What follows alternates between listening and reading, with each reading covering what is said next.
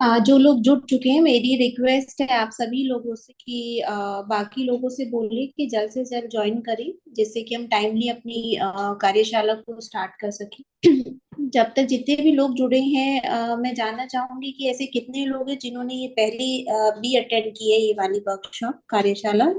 और उससे संबंधित अगर कोई प्रश्न है तो आप अपना प्रश्न रख सकते हैं, क्योंकि हमारे साथ स्पीकर भी जुड़ चुके हैं। Good afternoon ma'am. Captain Rajendra Prasad Pachauri good बोल रहा हूँ। आफ्टरनून राजेंद्र जी। जी राजेंद्र जी, मैं कैसे हैं? पहली पहले बार तो आपका बहुत बहुत स्वागत लखनऊ मैनेजमेंट एसोसिएशन की तरफ से। हम पहली बार जुड़े हैं मैम आपके इस चैनल। अच्छा, आप पहली बार आप ये तब चैनल पे जुड़े हैं, इस कार्यशाला पे जुड़े हैं? ये जो संबंधित नहीं, पानी से मैं कृषि कैसे प्रभावित होती है, कैसे कम लागत। एक्चुअली एक्चुअली आपका प्रोग्राम तो काफी दिनों से चल रहा है और ये बार बार मैसेज भी आते हैं। बट अभी इतना काम ज्यादा बढ़ गया है कि टाइम ही नहीं मिलता कि हम सुन लें। आज तो एक्सीडेंट हो गया हमारा, तो चारपाई पे पड़े हैं, इसलिए मैंने कहा लाओ सुन लेते हैं मैनेजमेंट वालों की भी बात। तो इसलिए हमने लगा लिया, जो मैंने कहा बताइए क्या कहना। ओहो, अच्छा, चलिए। मैं तो आपकी रिकवरी के लिए आपको हम चाहेंगे कि जल्द से जल्द आप ठीक हो। और बट आज आप इतने दिनों बाद सुन रहे हैं, तो होपफुली आपको कुछ अच्छा इसमें चीजें मिले। बट मेरी रिक्वेस्ट है कि जब मैसेज आते हैं तो थोड़ा सा उसको सुनिए जरूर, क्योंकि फिजिकली जाके सारी चीजें बताना एक सर्टेन टाइम ऑफ लिमिट में वो इतना पॉसिबल नहीं होता है। तो ऑनलाइन ये है कि ऑनलाइन इतना अच्छा प्लेटफॉर्म है कि आप घर बैठे आप प्रश्न भी कर सकते हैं, अपनी समस्याएं बता भी सकते हैं, उनके हल भी ले सकते हैं स्पीकर से। और हम लोगों का एक ग्रुप भी बना हुआ है, जितने भी अभी तक हमने विषय लिए हैं एफपीओस को लेके। तो जो भी स्पीकर उसमें रहते हैं आते हैं, वो अपना बताते हैं संबंधित विषय से। उनको हम जितने भी एफपीओस होते हैं उस ग्रुप में, व्हाट्सएप ग्रुप के माध्यम से जोड़ते हैं कि इन फ्यूचर अगर कभी आपको कोई समस्या आए तो आप डायरेक्ट जो है, जो रिसोर्स पर्सन जो स्पीकर है उससे कांटेक्ट में रहें और आप अपने प्रश्न उनसे डायरेक्टली पूछ भी सकते हैं। कई बार चीजें होती है कि अभी टाइमली याद नहीं आ रहा, आप प्रैक्टिस कोई चीज कर रहे हैं, तब आप कुछ जानना चाहते हैं, तो आप डायरेक्टली वहां व्हाट्सएप पे भी अपना मैसेज डाल के उनसे पूछ सकते एक्चुअली मैम, ये इस तरह से थोड़ा डिस्टरबेंस हुआ कि कुछ लोग ऑलरेडी 5 साल 6 साल से काम कर रहे हैं, और कुछ नए अभी गवर्नमेंट ने मोदी सरकार ने बनाया है 10,000 के करीब। फिर अभी यूपी गवर्नमेंट ने कहा है कि हम भी बनाएंगे। तो वो कई कैटेगरी हो गई। तो जो पुराने लोग जो काम कर रहे हैं और जो पुराने लोग अच्छा काम कर रहे हैं, उनको फिर गवर्नमेंट ने इतना लोड दे दिया कि सारी योजनाएं सारी चीजों में बोले भाई आप आ जाओ आप आ जाओ। तो इतना एंगेजमेंट हो गया है अभी कि नहीं पता था हैं। कि इतना एंगेजमेंट हो जाएगा इस काम में, कि हम इतने बिजी हो जाएंगे कि मीटिंग वगैरह भी नहीं अटेंड कर पाएंगे। तो वो थोड़ा इशू रहा है कि जो ओल्ड एपीओ हैं, मैं काफी एपीओ को उत्तर प्रदेश में जानता हूँ जो कि बड़ा अच्छा काम कर रहे हैं। तो जी। उनके लिए से जब मेरी बात होती है तो वो यही कहते हैं कि पचौरी जी, खाना खाने का तो टाइम नहीं मिलता, क्या करें यार, बड़े परेशान है, जो बिजी रहते हैं। ये एक समस्या है मैम। तो आपका एफपीओ आप किस पे वर्क कर रहे हैं? आप किस पे कर रहे हैं? किस चीज हम का हम एफपीओ लोग है? हम लोगों ने मैम 11 जुलाई 2018 को इनकॉर्पोरेट किया था। जी। और जब से हम लोग इसका एपीओ की जो नीतियों के अनुसार हमने प्रोग्रेसिव फार्मर में एक एपीओ अपना इनकॉर्पोरेट कर लिया था। और हम्म। पिछले 6 साल से उत्तर प्रदेश सरकार as well as central government की जो एजेंसीज की जो हेल्प है, वो सारी हमें मिली है। एंड उससे आज हम अच्छा यहाँ उत्तर प्रदेश में कर पा रहे हैं। इसका हमको खुद भी प्राउड होता है कि योगी जी ने बुला के सम्मानित किया लखनऊ हमें 2 बार। तो अच्छा, तो नहीं, लास्ट आपका एफपीओ है किस चीज पे, किस चीज का वर्क कार्य कर रहे हैं, मतलब क्या कर रहे हैं एफपीओ पे? मेन काम मैम हमारा मेन काम हमारा जो है इनपुट प्रोवाइड करवाना फार्मर्स को। एंड जो फार्मर्स के सीड, मतलब सीड ग्रोइंग करा के उसको प्रोसेस करके मार्केट में मेन जो फोकस है एपीओ का, वो सीड अच्छे लेवल के सीड तैयार करना और मार्केट में प्रोवाइड कराना। मार्केट में एज वेल एज गवर्नमेंट को भी रिक्वायरमेंट तो उनको भी अब सप्लाई करते हैं। तो मेन है आपको आपको बीज लेना, मतलब फार्मर से, और फिर वो मार्केट में सप्लाई करना, ये? हाँ नहीं, मतलब गवर्नमेंट से जैसे रिसर्च सेंटरों से बीज लाना, फिर उसको हम्म। किसानों को ग्रो करा के परचेज करना, एंड उसको फिर प्रोसेसिंग करके फिर मार्केटिंग करना उसकी। और कुछ गवर्नमेंट को भी हमने सप्लाई किया 2 साल से। ओके ओके, तो ये कहाँ पे है आपका, कहाँ पे कर रहे हैं आप इसको? मैम ये अलीगढ़ में है। अलीगढ़ में। जी। चलिए, बहुत अच्छी बात है। तो और हमें एक तरफ दुख भी है और एक तरफ ये भी है कि आप आज सुन भी पा रहे हैं, आप आराम से हैं, फ्री हैं, तो आज का ये सेशन आप जरूर सुनेंगे। जी मैम। तो बाकी लोगों से भी रिक्वेस्ट है कि वो कुछ अपना प्रश्न रखें, और बाकी लोगों से बोलिए कि जल्द से जल्द ज्वाइन हो, कि टाइम से स्टार्ट हो सके, क्योंकि स्पीकर ऑलरेडी हमारे साथ जुड़े हुए हैं और उन्हें भी बहुत अनुभव है। जो आज का संबंधित विषय है कि जल प्रबंधन के माध्यम से हम कैसे सतत कृषि में की लागत को कम कर सकते हैं, उससे संबंधित वो बताएंगे। तो जितने लोग जल्दी जुड़ेंगे तो वो पूरा स्टार्टिंग से सुन पाएंगे इस सेशन को। लगता है कि आप अभी लोग होली में बिजी हैं, तो शायद इतना आज नहीं जुड़ पा रहे हैं, बट होली में काफी मिलना जुलना रहता है, तो ये भी पॉसिबिलिटीज कि आज लोग इसी वजह से शायद कम जुड़े हैं। बट आप अपने ग्रुप में भी इसको शेयर करिए कि अगर कोई ज्वाइन करना चाहता है तो उसको ज्वाइन कर लें, बिकॉज टाइम ऑलरेडी हो चुका है, 15 मिनट हम निकल चुके हैं। नमस्कार मधुकर जी, और नमस्कार शेखर जी। आई थिंक आप दोनों ही लोग जुड़े हैं, शेखर जी भी जुड़े हुए हैं, अगर मैं सही नमस्कार देख मैडम। पा रही हूँ आप लोगों को। जी जी बिल्कुल। आ, अभी तो लोग थोड़े कम ही जुड़े, तो क्या करें, अभी लोग जुड़ना स्टार्ट हो रहे हैं, तो अब ये तो कह लीजिए कि होली, अभी तक होली चल रही तो अभी 5 मिनट और वेट कर लेते हैं, so that then will start the session 5 minutes after. ठीक है मैम।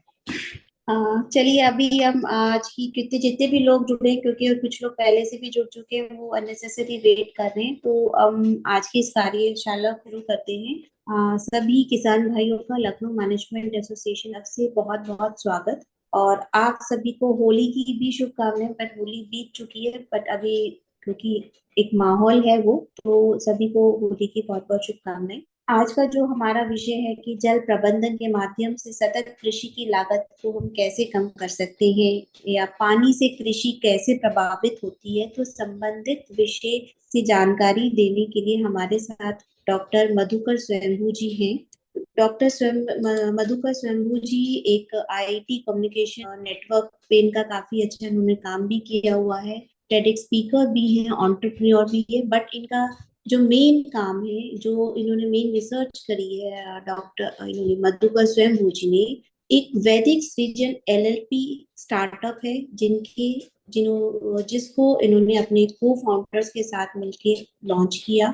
वैदिक सृजन एलएलपी एक क्लाइमेट टेक्नोलॉजी स्टार्टअप है इंडिया में, जिसमें काफी आप इन्वायरमेंट को लेके कि जैसे सग्रम समाधान खोज के लिए वैदिक विज्ञान में कैसे इन्होंने लंबे समय तक शोध भी किया, वैश्विक समस्याएं क्या क्या आती हैं, मिट्टी के माध्यम से पानी या हवा की बहाली के एक तकनीक का आविष्कार भी इन्होंने की। संयोजन बिंदु यानी प्राकृतिक सतह जल निकाय आर्द्र भूमि एक इन्होंने काउडेमिक्स करके एक तकनीक का अपनाई, टेक्नोलॉजी अपनाई काउनोमिक्स करके। तो काफी इन्हें इन चीजों का एक्सपीरियंस है, काफी इन्होंने इस पे रिसर्च भी करी है, और एक ये वैदिक प्लेटफॉर्म लेके आए हैं, जो कि बहुत सालों से चला आ रहा है, बट इतना आजकल कोई उसको यूज नहीं कर सकता, और बहुत इफेक्टिव है अगर लोग उसको यूज करेंगे इस टेक्नोलॉजी को, तो अपने आसपास का जो भी आपकी खेती है वो जरूर उससे बहुत प्रभावित होगी, और एक अच्छा रिजल्ट भी आपको दे। तो मैं अब रिक्वेस्ट करूंगी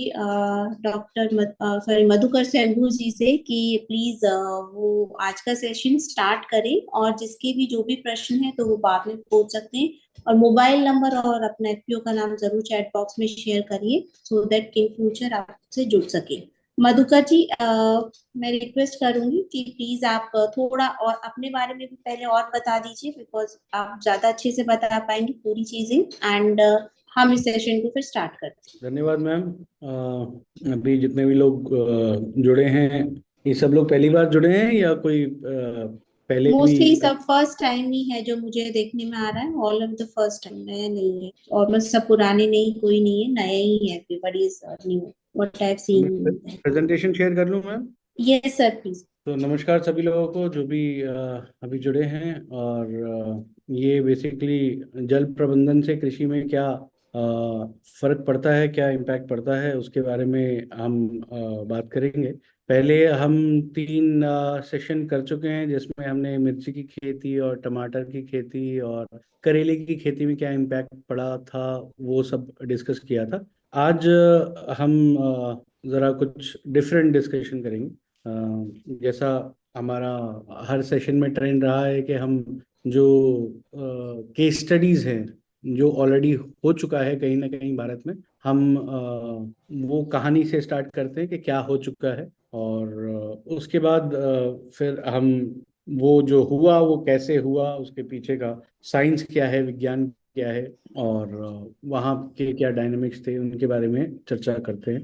तो जैसा कि पिछले सेशन में भी हमने बताया था कि इस बार जो हम बात करेंगे वो जो इंडस्ट्रियल वेस्ट वाटर है, जो मोरलेस सभी जगह पे बहुत ही प्रचुर मात्रा में उपलब्ध है, और जो उसको अगर हम शोधित करें तो हम अपनी खेती में उसका क्या फायदा ले सकते हैं, आज की जो कहानी है वो उस पर डिपेंडेंट होगी। तो जैसा कि पिछले 3 सेशंस में भी ट्रेंड रहा है कि पहले हम आपको उस लोकेशन का, उस जगह का वीडियो दिखाते हैं और उसके बाद फिर हम आगे बात करते हैं। तो सेशन को शुरू करते हैं इसके साथ ही।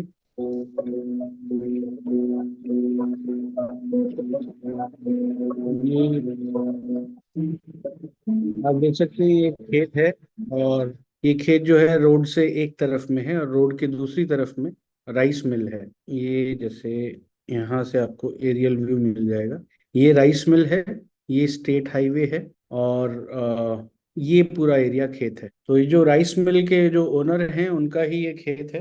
करीबन 32 एकड़ की जमीन है यहाँ पर। ये जो आप स्ट्रक्चर देख रहे हैं ये असल में गौशाला है। इनके पास करीबन 30-35 गाय हैं, और यहाँ इन्होंने बायोगैस प्लांट भी लगा रखा है खेत की इलेक्ट्रिफिकेशन के लिए। तो जो गौशाला है उसका जो भी गोबर होता है वो बायोगैस प्लांट में इस्तेमाल हो जाता है। और राइस मिल तो खैर राइस मिल चल ही रही है। अब रोड के दोनों तरफ में नालियां हैं। एक तरफ की नाली में जो राइस मिल का वेस्ट वाटर है वो डिस्चार्ज करते थे, और दूसरी तरफ की जो नाली है उसके अंदर जो बायोगैस प्लांट का जो वेस्ट है, स्लरी, उसको डिस्चार्ज करते थे। अब इसी सड़क पे आगे जाके करीबन 2 किलोमीटर आगे जाके यहाँ पे गांव है, और गांव के लोगों को उससे अच्छी खासी प्रॉब्लम होती थी, तो वो हर दूसरे हफ्ते आके यहाँ पे धरना देते थे कि ये राइस मिल बंद करो और ये बायोगैस की स्लरी डालना बंद करो। अब इनके पास एक बड़ी समस्या थी, क्योंकि वेस्ट वाटर तो राइस मिल में काफ़ी प्रोड्यूस होता है, और जो राइस मिल का वेस्ट वाटर होता है वो इतना टॉक्सिक होता है कि यदि आप उसको उपजाऊ जमीन पे डाल दीजिए तो वो जमीन बंजर हो जाएगी। और बायोगैस की जो स्लरी वो डिस्चार्ज करते थे उसकी वजह से नालियाँ चौक हो जाती थी। तो इनको दो समस्याएं थी। अब जब इन्हें हमारी टेक्नोलॉजी के बारे में पता चला तो उन्होंने पूछा कि भाई आपके पास कोई समाधान है क्या। हमने कहा हम समाधान कर सकते हैं, अगर आप जो पानी है और जो आपका स्लरी है वो दोनों हमको एक तालाब बना के उसमें इकट्ठा करके दे दें। तो उन्होंने ये तालाब बनवाया और रोड के इस तरफ से उन्होंने पाइपलाइन डाली और सारा वेस्ट वाटर यहाँ आ गया। और बायोगैस की जो स्लरी थी वो भी उन्होंने इसी तालाब में डालना स्टार्ट कर दिया। ये करीबन 1 एकड़ का पॉन्ड। और यहाँ पे फिर हमने उस पानी का, वेस्ट वाटर का ट्रीटमेंट किया, और वो ट्रीटमेंट करने के बाद ये जो पानी है वो ट्रांसफॉर्म हो गया, और फिर उन्होंने उसको इस्तेमाल करना स्टार्ट किया। तो ये आप देख सकते हैं इन्होंने 4-5 फसलें एक साथ लगाई। रिजल्ट अच्छा ये है मालिक हैं और जमीन का स्वास्थ्य भी अच्छा हो, तो हमको यह उम्मीद है कि आगे चल के हमको और एक्स्ट्रा बेनिफिट मिलेगा। हम जो राइस मिल का गंदा पानी हम जो यूज कर रहे हैं इसमें, अगर हमारे पास खेत है तो हम एक पॉन्ड बना के इसका पानी ले लें और खेत में यूज करें, तो खेत में डबल बेनिफिट, वेस्ट करके बाहर फेंक नहीं रहे और उसी पानी का हम उपयोग कर रहे हैं खेत में। तो ये वाकई में अद्वितीय आविष्कार है। आज के डेट में, कलयुग में इतना अच्छा आविष्कार करना बहुत बड़ी बात है। इस सॉल्यूशन को उपयोग करें और इससे खेती करें तो उनको केमिकल और फर्टिलाइजर की जरूरत नहीं पड़ेगी। तो ये थी केस स्टडी। अब इन्होंने किया क्या है इसके अंदर वो भी मैं आपको बता दूं। 32 एकड़ का खेत था, 5 उनके पास बोरवेल थे, 1 एकड़ का इन्होंने तालाब बनाया जिसको राइस मिल के गंदे पानी से भरा गया, और उस पानी को फिर हमने उपचार किया, और फिर वो पानी जो है न्यूरो इम्यूनो बूस्टर में ट्रांसफॉर्म हो गया। फिर उसी पानी का इस्तेमाल गोभी के खेत में किया गया। गोभी का खेत 5 एकड़ का खेत था जिसमें उन्होंने फूल गोभी लगाई थी, और उनके साथ समस्या ये हुई कि वो गोभी की फसल में वायरस आ गया। अब आप सब लोग एफपीओ के मेंबर हैं, और आप खेती से आपका पाला पड़ा ही हुआ है, तो आप लोगों को ये मालूम होगा कि जो आधुनिक कृषि है इसमें वायरस का कोई इलाज नहीं है। तो जब किसी फसल में वायरस लग जाता है तो आपको सिर्फ उसके ऊपर मतलब ट्रैक्टर ही चलवाना पड़ता है, और कोई काम आप नहीं कर सकते उसका, कोई किसी प्रकार की फसल उसमें से नहीं आ सकती। तो जब हमने इनसे कहा कि भाई अब पानी शोधित हो गया, अब आप इसका इस्तेमाल करें, तो पहले उनका ये कहना था कि भाई कहाँ इस्तेमाल करें।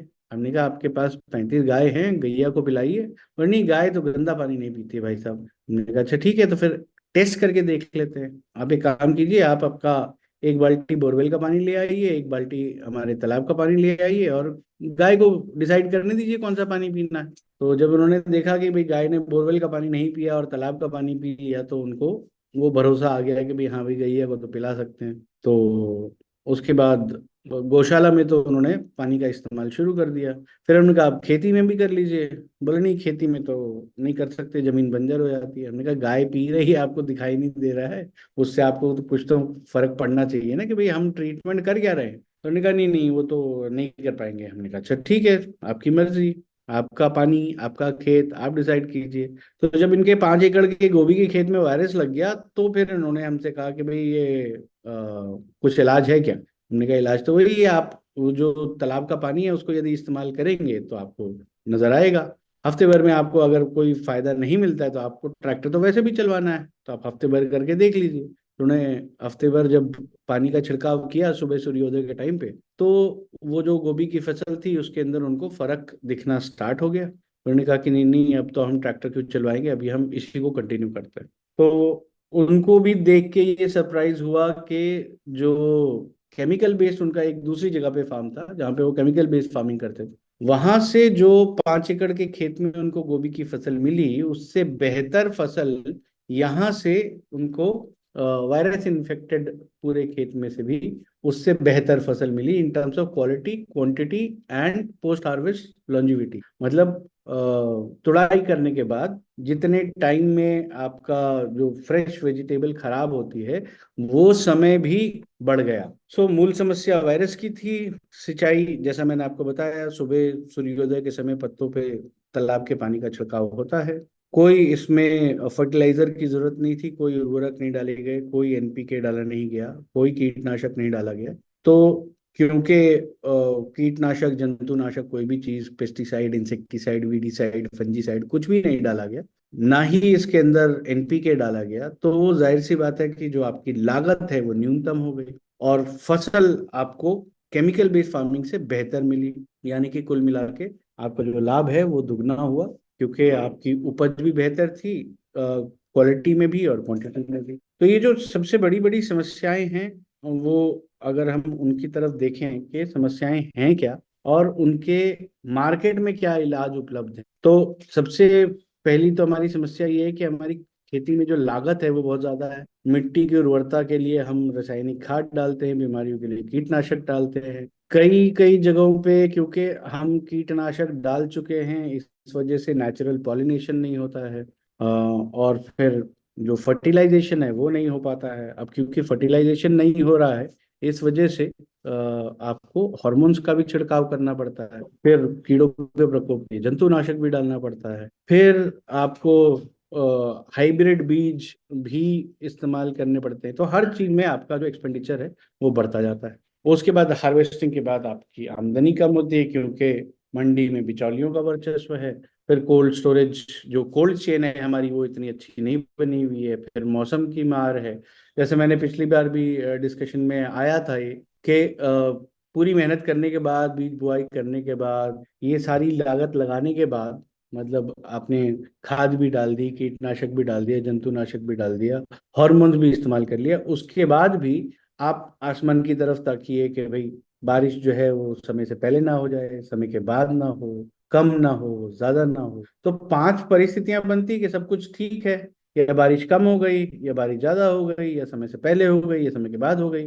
5 में से सिर्फ एक ही परिस्थिति ऐसी है जिसके अंदर आपका बेनिफिट है, यानी कि 5 साल में एक ही बार आदमी को प्रॉफिट होगा। क्योंकि अगर हम प्रोबेबिलिटी के हिसाब से देखें कि किसका संभावना या आशंका किस चीज की ज्यादा है, ठीक है, तो ये सारी चीजें मिला के आपकी जो आमदनी है वो घटती जाती है। मौसम की मार हो, चाहे वो स्टोरेज की समस्या हो, या जो बिचौलियों का जो आर्म ट्विस्टिंग होता है वो हो, ठीक है। फिर खेती जो है वो एकमात्र कमाई का जरिया है, तो जाहिर सी बात है कि उसमें लॉस जो है साल दर साल बढ़ता ही जाता है। अब विकल्प क्या है? लोग आते हैं, वो समझाते हैं कि भाई जैविक खेती करो। अब जैविक खेती के साथ साथ वो ये भी बताते हैं कि पहले साल में आपकी जो उपज है वो 60% घट जाएगी, और फिर जो जैविक खाद है उसकी कीमत भी ज़्यादा है, और उसके वजह से कि अलग, अगर आपने गलत तरह के जैविक खाद का इस्तेमाल किया तो उससे नुकसान भी बहुत कुछ हो सकता है। जैसे मैं आपको एक चीज़ बेसिक सी बताऊं कि करीबन 50 साल पहले भारत में रासायनिक खेती आई, 1963 में, जब स्वामीनाथन साहब गए थे यूएस। उससे पहले हमारे किसी भी खेत में किसी भी प्रकार का कोई भी केमिकल इस्तेमाल नहीं होता था पूरे देश में। उसके बाद जब ये रासायनिक खेती स्टार्ट हुई तो करीबन हमको 40 साल लग गए इस बात को समझने में कि रासायनिक खेती का नुकसान क्या है, ठीक है। आज हमारी जो फूड चेन है उसके अंदर भर भर के केमिकल्स हैं। कारण उसका क्या है कि हमने रासायनिक खेती की। अब जो जैविक खेती के नाम पे हो रहा है वो हम डेड केमिकल्स के बजाय हम माइक्रो ऑर्गेनिजम्स का इस्तेमाल कर रहे हैं, और माइक्रो ऑर्गेनिज्म के ऊपर जितने भी टेस्ट होते हैं वो सब लैब कंडीशन में होते हैं। वेर एज फील्ड कंडीशन में कोई भी चीज़ आपके कंट्रोल में नहीं होती। लैब कंडीशन में आप टेम्परेचर कंट्रोल कर सकते हो, ह्यूमिडिटी कंट्रोल कर सकते हो, लाइट का एक्सपोजर कंट्रोल कर सकते हो, लेकिन खेतों में इनमें से किसी भी चीज़ पे कोई भी कंट्रोल नहीं होता। तो जो सिंगल सेल्ड ऑर्गेनिज्म है, अभी आपने जैसे पैंडेमिक के टाइम पे बहुत सुना होगा न्यूज़ में कि ये नया वेरिएंट आ गया, राइट। जो कोविड-19 है उसके नए नए वेरिएंट्स आते जा रहे, तो ये वेरिएंट्स आते कैसे थे? ये वेरिएंट्स इस वजह से आते हैं क्योंकि जो सिंगल सेल्ड ऑर्गेनिज्म होते हैं वो म्यूटेट करते हैं कंडीशंस के हिसाब से, और वो एक नया ऑर्गेनिज्म बन जाता है, ठीक है। तो जैसे अल्फा वेरिएंट आ गया, फिर डेल्टा वेरिएंट आ गया, ठीक है, और पुरानी दवाइयां जो हैं वो नए वेरिएंट के ऊपर बेअसर हो जाती हैं। सिमिलरली अगर सिंगल सेल्ड ऑर्गेनिज्म का इस्तेमाल खेतों में किया जाता है तो उसमें भी अलग अलग टाइप के वेरिएंट्स बनते जाते हैं। उस हिसाब से वो जो अपनी जंतुनाशक की जो मार्केट है या जो कीटनाशक की मार्केट है उसको बढ़ावा देने के अलग अलग तरीके हैं। उनमें से एक तरीका ये जैविक खेती भी है।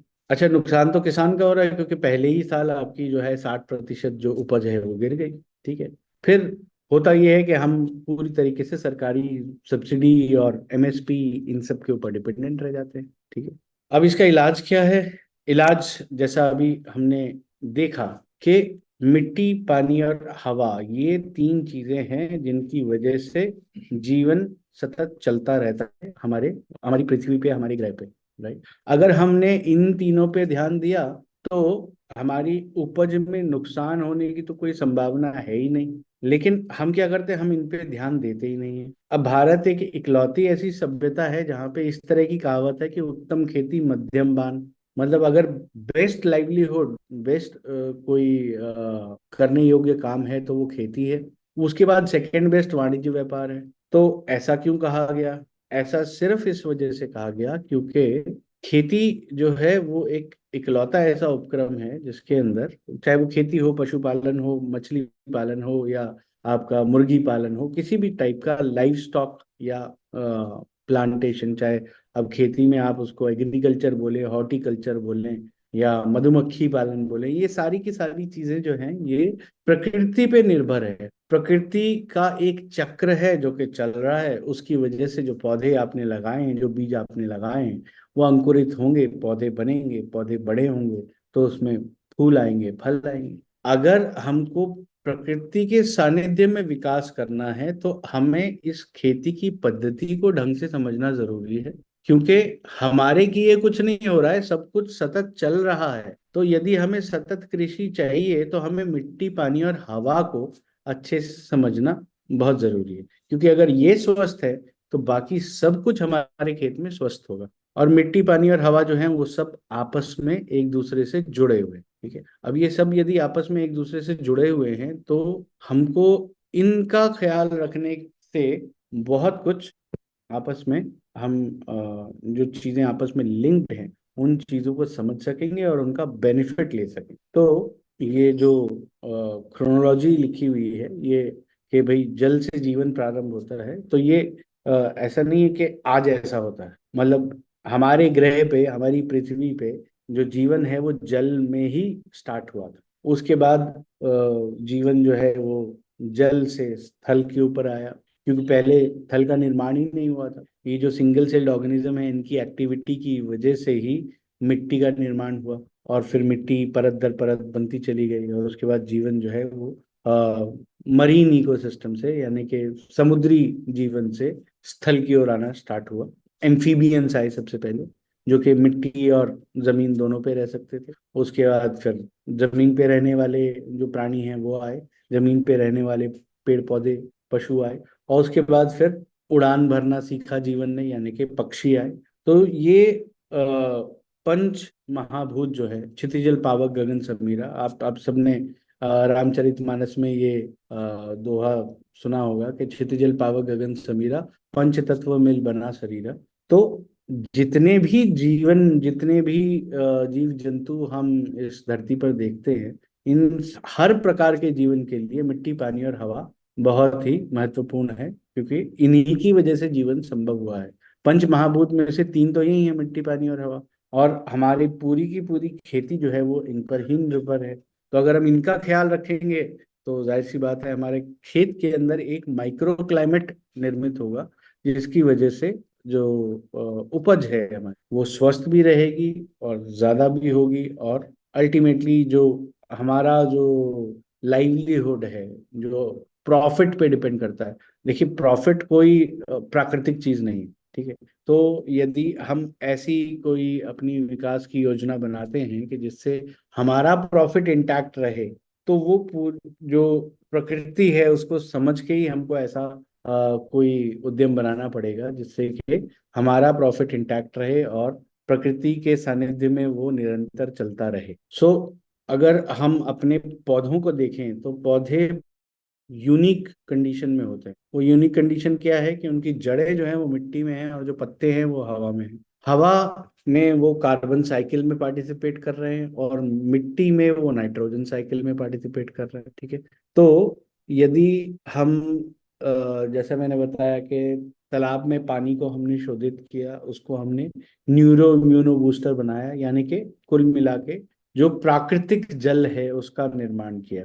जो भी अशुद्धियां, जो भी कंटामिनेशन उसके अंदर जो इंडस्ट्रियल वेस्ट वाटर में होती हैं, जिसकी वजह से वो यदि मिट्टी पे पड़े तो मिट्टी बंजर हो जाती, उसको हमने उसका निवारण किया, क्योंकि हमने जो पारिस्थितिक तंत्र है उसको सुदृढ़ किया।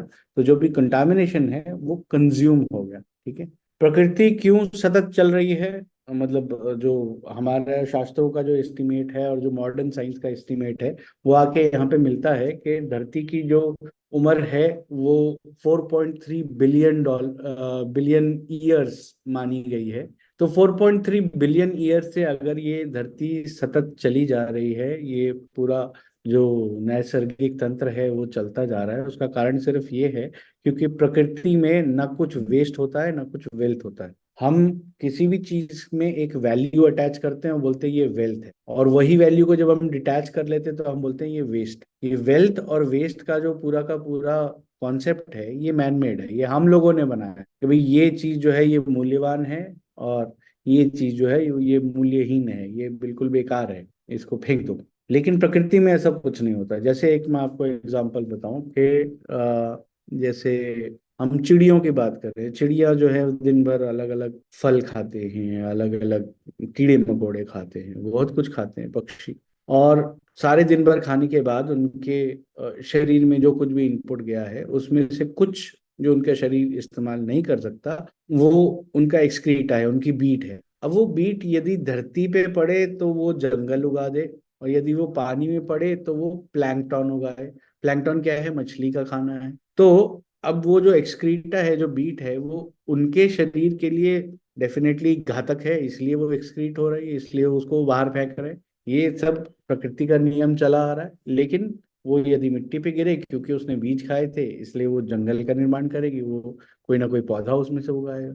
और यदि वो पानी में पड़े तो वो प्लावक, जिनको हम प्लैंकटन बोलते हैं, जो मछलियों का खाना है, वो पैदा करता है। ठीक है, तो ये साइकिल चलती रहती। अब जब तक ये साइकिल चल रही है तब तक कोई समस्या नहीं होगी। तो जैसे हमने एक अपने इंडस्ट्रियल प्रोसेस में कुछ वेस्ट जनरेट किया, वो वेस्ट वाटर यदि हम रिसाइकिल करके इस्तेमाल करने लगे तो समस्या का निर्माण ही नहीं होगा।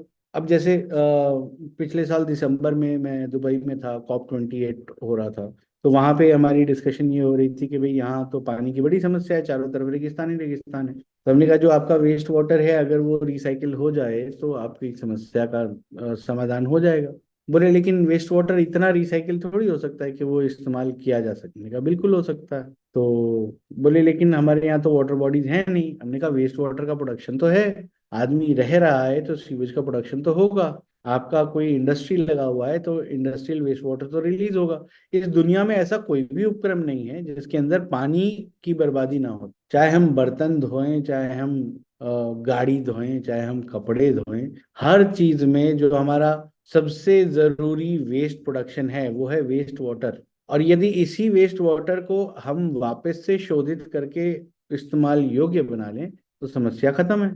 वही हमने यहाँ पे किया है। अब ये जब समस्या खत्म होती है तो इस पानी का इस्तेमाल क्या हो सकता है? तो इस पानी का जो सबसे बड़ा इस्तेमाल हो सकता है वो ये है कि हमने इसी पानी को अपनी जो अभी आपको केस स्टडी दिखाई, उसमें गौशाला में भी यही पानी इस्तेमाल हो रहा है और खेती में भी यही इस्तेमाल हो रहा है। अब खेती में इसका इस्तेमाल कैसे होता है? सुबह सूर्योदय के समय पे पत्तों पे इनका छिड़काव कर। अब छिड़काव ही क्यों करना है? आपने ये अक्सर देखा होगा कि जो भी आप पेस्टिसाइड इंसेक्टिसाइड भी लाते हैं उसके अंदर आपको यही कहा जाता है कि सुबह सूर्योदय के समय पे इसको पत्तों पे छिड़काव करना है। तो वो भी ऐसा क्यों कहते हैं? उसके पीछे एक कारण है। यदि आप देखें कि सबसे स्वस्थ पौधे आपको कहाँ मिलते हैं, तो वो मिलते हैं जंगलों। और जंगलों में सिंचाई कौन कर रहा है? प्रकृति कर रही है। और प्रकृति की सिंचाई का क्या तरीका है? एक तो है ओस और दूसरा है बारिश। ओस के आने का तो टाइम फिक्स्ड है, लेकिन बारिश कभी भी आ सकती है।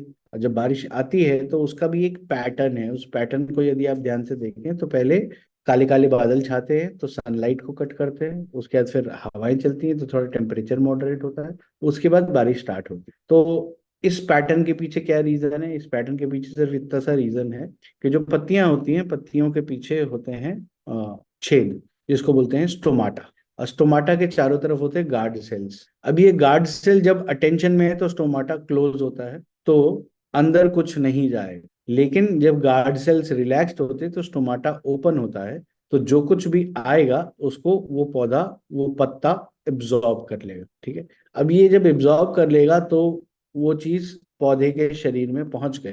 ठीक है, अब आपने ये देखा होगा कि कोई भी जो पौधा होता है वो ओबीज नहीं होता है। जैसे इंसान मोटा हो जाता है, कोई भी जानवर मोटा हो सकता है, पौधे कभी मोटे नहीं होते। पौधे वैसे ही रहते हैं जो उनका स्टैंडर्ड साइज है। उसका कारण क्या है? कारण ये है कि जो कुछ भी एक्स्ट्रा मटेरियल पौधों के पास है वो जड़ों के माध्यम से जमीन में पहुंच जाता है। जो सिर्फ उनके मतलब की चीज है उसी को वो रिटेन करते हैं, बाकी चीजें वो जमीन में छोड़ देते हैं। इसकी वजह से जमीन का जो जो मिट्टी का जो पारिस्थितिक तंत्र है वो सुदृढ़ होता है। तो ये जो सुबह सूर्योदय के टाइम पे जो पत्तों पे छिड़काव करना है, उसका कारण सिर्फ इतना है कि वो पूरा का पूरा पानी जो है वो पत्ते एब्जॉर्ब कर ले और जो उनके मतलब की चीज है उसको रिटेन कर ले, बाकी चीजें वो जमीन में छोड़ दें, जिससे कि मिट्टी के पारिस्थितिक तंत्र को भी सुदृढ़ किया जा सके। अब हमारे एग्रीकल्चर यूनिवर्सिटी में तो ये पढ़ाते हैं कि हर उपज के साथ मिट्टी की उर्वरता कम होती जाती है। तो मिट्टी की उर्वरता बनाए रखने के लिए हमें क्या चाहिए कि मिट्टी का जो पारिस्थितिक तंत्र है उसको हम सुदृढ़ रखें। जो माइक्रोब्स उसके अंदर होते हैं उनके लिए एक कंड्यूसिव एनवायरनमेंट मिले कि वो फले फूलें। और अगर वो फलेंगे फूलेंगे तो मिट्टी में आप जो भी पौधे लगाएंगे, जो भी पेड़ लगाएंगे, वो सब के सब अच्छे, सुदृढ़ और बलिष्ठ होंगे, निरोगी रहेंगे, तो आपको उपज अच्छी मिलेगी। तो इस प्रकार से हमने पानी का इस्तेमाल पौधों पे किया, मिट्टी के तंत्र को सुदृढ़ किया और पौधों को भी स्वस्थ। तो इस तरीके से मिट्टी और हवा के तंत्र को हमने पौधों के माध्यम से जोड़ा, और पानी का इस्तेमाल करके हमने उनको और बेहतर और स्वस्थ बनाया। हम क्या कर सकते हैं कि एक ही खेत में मल्टीपल उपक्रम कर सकते हैं, यानी कि मधुमक्खी पालन हो, मुर्गी पालन हो, गौशाला हो, खेती हो, फलों की खेती हो, फूलों की खेती हो, सब्जियों की खेती हो, सारी चीजें हम एक ही साथ कर सकते हैं। और इस पद्धति का यदि हम इस्तेमाल करते हैं कि हमने पहले पानी पे काम किया और पानी को स्वस्थ बनाया, फिर उसी पानी का इस्तेमाल हमने खेतों में किया और गौशाला में किया, और जितने भी हम उपक्रम, तो हमने सबसे पहले क्या किया कि कृषि की लागत को कम कर दी। जब लागत कम हुई तो हमारी प्रॉफिटेबिलिटी बढ़ेगी, जब प्रॉफिटेबिलिटी बढ़ेगी तो हमारा पूरा का पूरा जो उपक्रम है वो अपने आप सस्टेनेबल होता जाएगा, क्योंकि हमारी लागत कम है इसलिए, और हमारी उपज ज्यादा है, तो इसलिए हम ज्यादा से ज्यादा प्रॉफिट कर सकते हैं बिना अपने पर्यावरण को नुकसान पहुंचाए, बिना किसी प्रकार के केमिकल्स का इस्तेमाल किए। अच्छा, अब ये जब बाजार में, जब मंडी में इस माल पहुंचेगा तो जो खरीद के खाने वाला आदमी है उसको भी फायदा होगा, क्योंकि फसल भी स्वस्थ है, उपज भी स्वस्थ है। ठीक है, तो ये पूरी की पूरी जो ह्यूमन फूड साइकिल है, जो हमारी खाद्य श्रृंखला है, उसको हम केमिकल फ्री इवेंचुअली बना सकते हैं, उसको हम एंटीबायोटिक फ्री हम इवेंचुअली बना सकते हैं। तो इसमें, इस पूरे उपक्रम में किसी का भी नुकसान नहीं है, सबके लिए बेनिफिट है, सबके लिए प्रॉफिट। अभी आप अगर मॉल में जाएंगे तो मॉल में आपको दिखेगा कि कोई भी, जैसे कोई आप दाल खरीदने जा रहे हैं, तो एक दाल जो है वो 100 रुपए की है, एक दाल जो है वो 140 रुपए की है, या 180 रुपए की है। तो दोनों में यदि आप फर्क देखें तो फर्क क्या है, तो भाई एक तो जो है वो जैविक है, और एक जो है वो केमिकल बेस्ड है। यानी कि जब आप जैविक उत्पाद मार्केट में लेके जाते हैं तो उसकी वैल्यू भी ज्यादा है, आपको उसके दाम भी ज्यादा मिल रहे हैं, और जब हम केमिकल का कोई इस्तेमाल कर ही नहीं रहे हैं तो हमारी सारी चीजें जैविक हैं, तो हमें दाम भी कर रहे हैं, उस सब में उपज भी हमने ज्यादा मिल रही उसी है, पानी का प्रॉफिट भी इस्तेमाल ज्यादा किया। मिल रहा या अब बहुत सारे स्टार्टअप्स भारत में आ गए हैं जो डायरेक्ट फार्म टू फोर्क वाले कॉन्सेप्ट पे काम कर रहे हैं, कि वो किसानों से खरीद के बिचौलियों को अवॉइड करके डायरेक्टली वो ऑनलाइन माध्यम से वो बेच रहे हैं। तो वो भी एक उपक्रम है, उसका भी हम फायदा उठा सकते हैं, बिकॉज एफपीओज में तो हम सभी किसान भाई जो है वो मेंबर है। It's like a cooperative running as a corporate. तो हम जो हमारा जो बेसिक कॉन्स्टिट्यूशन है उसका भी बेनिफिट हम उठा सकते हैं। बहुत सारे एफपीओज जो मध्य प्रदेश में, बिहार में मैंने देखे हैं, जो कि सीधा सभी जो मेंबर किसान हैं उनके पास एक छोटी छोटी सी जमीन वो पाक करते हैं कि यहाँ पे आप कोई केमिकल का इस्तेमाल न करें, जिससे कि वो डायरेक्टली उसको ऑर्गेनिक ब्रांडिंग के साथ बेचा जा सके। तो उसमें वो सभी लोग, जितने भी मेंबर्स हैं, उन सबको उसमें बेनिफिट होता है, प्रॉफिट होता है। तो इस तरह का काम हम कई जगहों पर भारत, ये क्योंकि मुरादाबाद की ही अभी हम मंडल की बात कर रहे हैं, तो ये मुरादाबाद का ही एक प्रोजेक्ट है, कल्याणपुर मुस्तकिम, जिसके अंदर आप देख सकते हैं कि पहले क्या कंडीशन थी अप्रैल 2022 में जब हमने इंटरवीन नहीं किया था, और 2023 में क्या कंडीशन। मतलब हमने सिर्फ तालाब पे काम किया, लेकिन आसपास की जो जमीन है उसके ऊपर भी एक सब्सटैंशियल इम्पैक्ट पड़ा है, और आपको चारों तरफ अभी हरियाली दिखाई दे रही। तो जैसे मैंने आपको पहले बताया था कि ये 3 केस स्टडीज हम पहले डिस्कस कर चुके थे, एक टमाटर की, एक करेले की, और एक मिर्ची की। वो सभी आई एम श्योर एलएमए के यूट्यूब चैनल के ऊपर उपलब्ध होंगे, आप जाके देख सकते हैं। और बड़ी इंटरेस्टिंग कहानियां हैं, जैसे मिर्ची में जब पूरी फसल हो चुकी थी उसके बाद हमारी पद्धति अपनाई गई, और उसी फसल से दोबारा उन्होंने फसल ली। तो जब पहली बार जब उनकी फसल आई थी तब सारे गांव के पास फसल थी, तो मार्केट में सप्लाई तो बहुत थी, लेकिन अकॉर्डिंगली जो डिमांड थी वो घट गई, क्योंकि सप्लाई ज्यादा थी। तो इसलिए सभी किसानों को कम पैसे मिले। लेकिन जब उसी फसल से उन्होंने दोबारा फसल ली हमारी पद्धति इस्तेमाल करते हुए, तो उस समय मार्केट में मिर्ची थी ही नहीं। तो उनको कई गुना ज्यादा प्राइस मिला। करेले की केस स्टडी में हमने ये डिस्कस किया था कि करीबन 250% उछाल आया उपज में।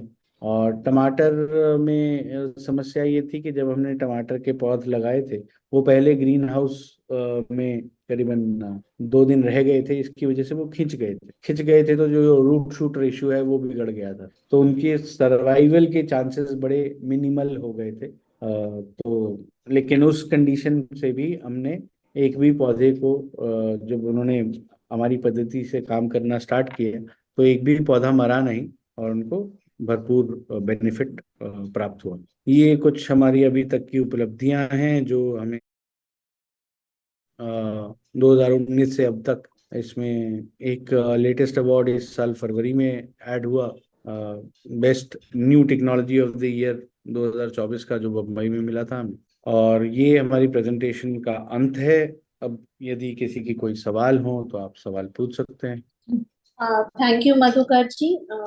आपने हर बार कुछ ना कुछ नई चीज बताई है, टमाटर, मिर्ची, करेला, अच्छा आप नई चीज लेके आए हैं। तो काफी चीजें इसमें कवर अप हो गई हैं, बट अब मैं जो लोग हमारे साथ जुड़े हैं उनसे रिक्वेस्ट करूंगी कि वो उनका कोई भी प्रश्न हो तो अपना प्रश्न रखें, क्योंकि अगर आप इस टेक्नोलॉजी को अपनाएंगे तो डेफिनेटली कुछ ना कुछ आपको उसमें बेनिफिट जरूर मिलेगा। जैसे कि इन्होंने बताया था कि गाय को पानी पिलाया गया और वही पानी फिर खेती में यूज किया गया। तो ऐसा नहीं है कि आजकल हो अवार्ड्स क्या रहा मिले है, हैं। जैसे हम लोग घर में एक्वागार्ड वगैरह यूज करते हैं, आरओ है, हमें लगता है वो सेफ है, बट जितना पानी सेफ एक नल का है वो उतना सेफ नहीं है आज के उसमें। क्योंकि इफ क्यों मधुकर जी, ऐसा है कि हम लोग जैसे पहले नल वल का पानी डायरेक्ट पी लेते थे, आज हम वो पानी नहीं पी सकते हैं, और पर आरओ पे हम ज्यादा डिपेंड हो गए हैं। पर आरओ में ही जितने भी केमिकल्स होते हैं, जितनी भी हमारी बॉडी को रिक्वायरमेंट रहती है सफिशिएंट की, तो वो सारे उसमें खत्म हो जाते हैं। तो जी मैम। सेम सेम चीज एग्रीकल्चर में भी है। तो आप जितना फ्रेश फ्रेश पानी उसको देंगे, उसमें कुछ रहेगा ही नहीं, तो खेती पे कैसे उस पर प्रभाव पड़ेगा। तो डेफिनेटली अगर आप इस जो भी अभी मधुकर जी ने बताया उस चीज को अपनी खेती में इम्प्लीमेंट करेंगे तो एक अच्छा आपको उसका रिजल्ट मिलेगा। कोई प्रश्न रखना चाहते हैं क्या? किसी का प्रश्न है तो पूछ लीजिए। विजेंद्र जी, आप कुछ पूछना चाहेंगे? राजेंद्र जी, आज आपने पहली बार सुनी है, आपने कहा कि मैं पहली बार जुड़ा हूँ, तो आपका कोई प्रश्न उससे संबंधित जो अभी मधुकर जी ने सब बताया, या आपके कोई ऐसे विचार कि मतलब आप जो अभी पानी खेती में उपलब्ध करा रहे हैं या आस पास जो, आई थिंक ये चीज पे देखने में आई कि गांव में ही आजकल तालाब खत्म होते जा रहे हैं, वो भी एक चीज है। तो गवर्नमेंट हालांकि उस पर वर्क भी कर रही है, वो पॉन्ड्स का कुछ फॉर्म अप कर रही है, बट अभी उतने उस पे नहीं है सारी चीज उस लेवल पर। तो वो कितना इफेक्टिव है मधुकर जी? जो एक पुराने तालाब जो सालों से चले आ रहे थे, उसमें जो डंप रहता था, कूड़ा भी जाता था उसमें, तो वो कितना इफेक्टिव है? और आजकल जो गवर्नमेंट एक तालाब का नया फॉर्मेट लेके आई है, उसमें क्या फर्क है दोनों में, कौन सा क्या बेस्ट है? मैम अभी रूरल के लिए गवर्नमेंट ऑफ इंडिया का एक प्रोजेक्ट चल रहा है, उसका नाम है मिशन अमृत सरोवर। तो मैंने जो आपको अभी मुरादाबाद का जो फोटोग्राफ दिखाया था, वो प्रोजेक्ट का पार्ट है मिशन अमृत सरोवर का। तो अमृत सरोवर में क्या है कि जो भी सरकारी रिकॉर्ड में तालाब है, उस तालाब को वापस से तालाब की शक्ल में लेके आना है। और यदि तालाब गंदे हैं तो उन तालाबों को उस लेवल पे लाना है कि उसका जो पानी है वो खेती, पशुपालन और मत्स्य पालन तीनों उपक्रम के लिए उपयुक्त पानी बन जाए। मतलब पहले क्या होता था कि किसी भी तालाब का जीर्णोद्धार करना है तो आसपास में बेंच लगा दी और लाइट लगा दी, तो एम्बैंकमेंट ब्यूटिफिकेशन काम था, उसको ही वो तालाब का जीर्णोद्धार का काम कहते थे। अब सरकार ने नई गाइडलाइंस इशू की हैं कि भाई ये जो सिविल वर्क है तालाब के आसपास, उसके ऊपर सरकारी पैसा नहीं खर्च होना चाहिए। हाँ, अगर किसी ग्राम पंचायत को या किसी नगर निगम को इंटरेस्ट है तो आप अपना पैसा लगा के आप उसको ठीक करवा सकते हैं। जो केंद्र सरकार से जो वित्तीय सहायता आपको आई है इस कार्य के लिए, उसका इस्तेमाल जो ब्यूटिफिकेशन है उसके लिए नहीं किया जाएगा, उसका इस्तेमाल सिर्फ पानी की गुणवत्ता को सुधारने में किया जाए। तो अभी जो हमने मुरादाबाद में जो प्रोजेक्ट किया उसमें हमने 6-7 तालाबों में एक साथ काम किया पूरे मुरादाबाद में। और उसका इम्पैक्ट ये पड़ा कि पूरे शहर की जो वायु गुणवत्ता है उसके अंदर इतना सुधार आया कि 2022 दिसंबर में उनको नेशनल अवार्ड मिला है for best work in air pollution mitigation. जो उनका 2017 से 2022 तक लगातार उनका AQI 300 के ऊपर ही रहता था। आज पिछले मतलब दिसंबर 2022 से लेकर के अब 2024 का मार्च आ गया है, अभी तक उनकी जो वायु गुणवत्ता है वो 80 के नीचे है। जो AQI है वो 80 के नीचे है, जो कि safe limit of air quality होता है। मतलब शुद्ध वायु उसको आप कह सकते हैं, जो कि दिल्ली में तो हमको उपलब्ध नहीं है। दिल्ली में तो ऑलमोस्ट 200 के आसपास AQI होता है। और जो फर्स्ट सेशन हुआ था उसमें आपके लखनऊ LMA से माथुर साहब आए थे, और उनका कहना था कि लखनऊ में भी यही हालत है कि आपका सब AQI जगह 200 ऑलमोस्ट। का। तो अब आप देख लीजिए, लखनऊ और दिल्ली के बीच में है मुरादाबाद, हेवीली इंडस्ट्रियलाइज्ड सिटी है, ब्रास कैपिटल ऑफ इंडिया है, और ऐसे शहर में आपको AQI 80 के नीचे मिल रहा है पिछले 2 साल से लगातार। सो ये बहुत बड़ा दैट अचीवमेंट है, that is a big achievement है ये, कि इतना लेवल लेके आना। इट इज ऑल्सो मुरादाबाद का आज ही सेशन है, बरेली मुरादाबाद, तो लोग मुरादाबाद से जुड़े हैं? अगर जुड़े हैं तो आप बताइए कि क्या ऐसा है, या कुछ ऐसा प्रश्न आपका कि क्या जो सर बता रहे हैं EQ लेवल वहाँ पे इतना कम हो गया है। मुरादाबाद से कोई जुड़े हैं आज इस सेशन में? आज काफी कम लोग इसमें जुड़े हैं सर, मे बी अभी लगता है होली में ही बिजी है सब लोग, क्योंकि मुरादाबाद खुद इतना इंडस्ट्रियल है, शुगर केन फैक्ट्री वहां पे सबसे बड़ी तो वो भी है, तो बहुत ज्यादा पॉल्यूटेड भी है। But after that you achieve that 80% आप जो बता रहे हैं, दैट इज ऑल्सो बिग। ऐसा अगर मेट्रोज में हो जाए तो लोग ये मैम सब जगह वहीं पे, होता है, क्योंकि ये नाउ सिर्फ मेट्रो हमको से लोग मूव करना स्टार्ट कर दिए because of all this pollution body. नहीं मैम, अगर हम अपनी मिट्टी पानी और हवा का ख्याल रखें तो ये सब जगह हो सकता है। प्रॉब्लम ये है कि हम पूरे वर्ल्ड में अगर हम देखेंगे तो सब लोग इन प्रॉब्लम्स को साइलोज में डील करना चाहते हैं, कि जो मिट्टी के ऊपर काम करते हैं वो खाली पेड़ पौधा ही लगाते रहते हैं, जो पानी के ऊपर काम करते हैं वो खाली पानी ही साफ करने में लगे हुए हैं। जो प्रकृति है अगर उसको बिना समझे हम काम करेंगे तो जाहिर सी बात है रिजल्ट नहीं मिलेंगे। अब हम छोटी छोटी बातों में तो बड़ा ख्याल रखते हैं, जैसे अगर आप गाड़ी से कहीं जा रहे हैं और आपकी गाड़ी खराब हो तो आप स्कूटर मैकेनिक को नहीं दिखाते, आप उसको हमेशा एक गाड़ी की वर्कशॉप में लेके जाएंगे। आपका यदि कुत्ता बीमार है तो आप उसको आदमियों के हॉस्पिटल में नहीं लेके जाते, आप उसको कुत्तों के ही हॉस्पिटल में लेके जाते हैं।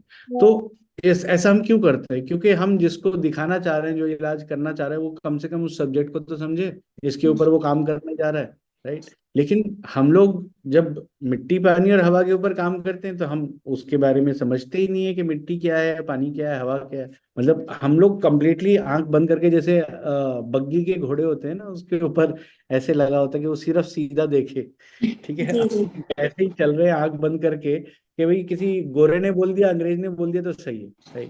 और गोरे क्या बोलते हैं? पानी H2O है, मिट्टी क्या है? धूल है, और हवा क्या है? मिक्स ऑफ गैसेस है। अगर यही है सत्य, शाश्वत सनातन सत्य यही है, तो फिर हम जब आउटर स्पेस एक्सप्लोरेशन करते हैं, जैसे नासा गया चांद पे, तो वहां पानी क्यों ढूंढ रहा था? पानी तो H2O है। आपको पता ही है इलेक्ट्रोलाइसिस करके आप हाइड्रोजन और ऑक्सीजन को अलग अलग कर लेते हैं, तो वैसे ही जोड़ भी लीजिए, काम खत्म हो गया।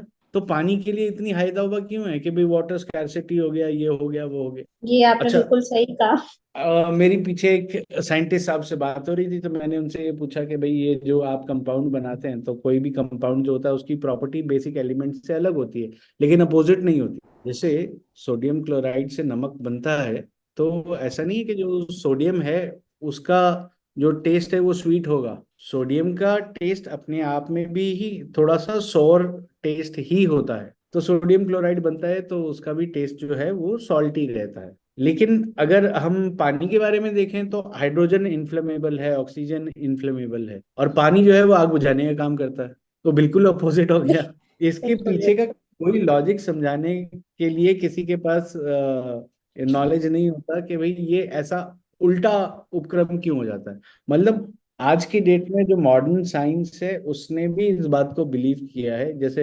आई think last to last class में हमारी इस बारे में कोई बात भी हुई थी। एक डॉक्टर मरासू इमोटो हैं जापान में। उन्होंने इसके ऊपर पूरा मतलब 1984 से लेके 2004 तक उन्होंने पूरा 20 साल एक्सपेरिमेंट किया। उसके बाद फिर उन्होंने अपनी रिपोर्ट को पब्लिश किया कि जो पानी है वो जो आसपास का वातावरण है उस हिसाब से रिस्पॉन्ड करता है। तो उन्होंने क्या किया है कि एक तसले में पानी जो है लेके स्लॉटर हाउस में रखा, और एक तसले में पानी लेकर के जो बुद्धिस्ट मोनेस्ट्री है वहां पे रखा, और उसके बाद वो पानी का एक एक ड्रॉप लेके वाटर क्रिस्टल बनाए। तो जो क्रिस्टल के जो शेप बना, पानी तो वही था, एक ही नलके से भरा था और दो जगह पे रखा गया था। एक जगह पे जानवरों को मारा जा रहा था, एक जगह पे लोग आके अपना ध्यान करते थे, मेडिटेशन करते थे। तो पानी का जो क्रिस्टल का शेप है वो ये आपको बता सकता है कि ये पानी कहाँ से आ रहा है, क्योंकि जो स्लॉटर हाउस का जो शेप था वो बिल्कुल ही विकृत था, और जो मोनेस्ट्री का जो पानी था उसका शेप बहुत ही ब्यूटीफुल था। तो वो आपको देख के ये समझ में आता है कि ये पानी कहाँ से आ रहा है, क्योंकि पानी अपने वातावरण के हिसाब से रिस्पॉन्ड कर रहा है। इसी तरीके से एक डॉक्टर जाक बनवनिस थे फ्रांस में। उन्होंने for the first time I think 1991 या 92 में उन्होंने एक पेपर पब्लिश किया कि पानी सब याद रखता है, पानी की मेमोरी होती है। और ये बात अगर हम भारत में देखें तो हम कई 100 सालों से, कई हजारों सालों से हम ये मानते आए हैं कि पानी की मेमोरी होती है, पानी की एक याददाश्त है, और पानी की जो याददाश्त है उससे पानी के इस्तेमाल पे फर्क पड़ता है। उस पानी का आप जो भी इस्तेमाल कर रहे हैं, चाहे आप खेती में करें, चाहे आप पशुपालन में करें, चाहे मछली पालन करें, चाहे आप उस पानी को पिएं, तो आपकी बॉडी पे भी वही इम्पैक्ट क्रिएट होगा जिस सोर्स का पानी है। पानी। यदि पानी की मेमोरी पे काम किया जाए तो बहुत कुछ बदल सकता है हमारे चारों तरफ। बिल्कुल। और इसी बात को डॉक्टर लुक मोंथिए, जो कि नोबेल प्राइज विनर हैं, उन्होंने पूरा एक्सपेरिमेंट कंडक्ट किया ऑन कैमरा, और उन्होंने इस बात को प्रूव किया कि पानी सुन सकता है, पानी बोल सकता है, पानी याद रखता है, और पानी रिएक्ट करता है अपने वातावरण के हिसाब से। ये ओ पूरा एक्सपेरिमेंट यूट्यूब पे अवेलेबल है। Oh that's great. ये तो हमने पहली बार ये सुना है कि पानी ये सब चार चीजें कर भी सकता है, सुन सकता है, बोल सकता है, याद रख सकता है। बट आपने पानी पे इतनी रिसर्च करी है, एक जनरल सवाल जो हम यूज भी करते हैं पीने के लिए कि आरओ का पानी क्या वो सेफ है, या फिर नल का एक डायरेक्ट पानी सेफ है आजकल जिस क्लाइमेट को देखते हुए या चीजें हो रही हैं?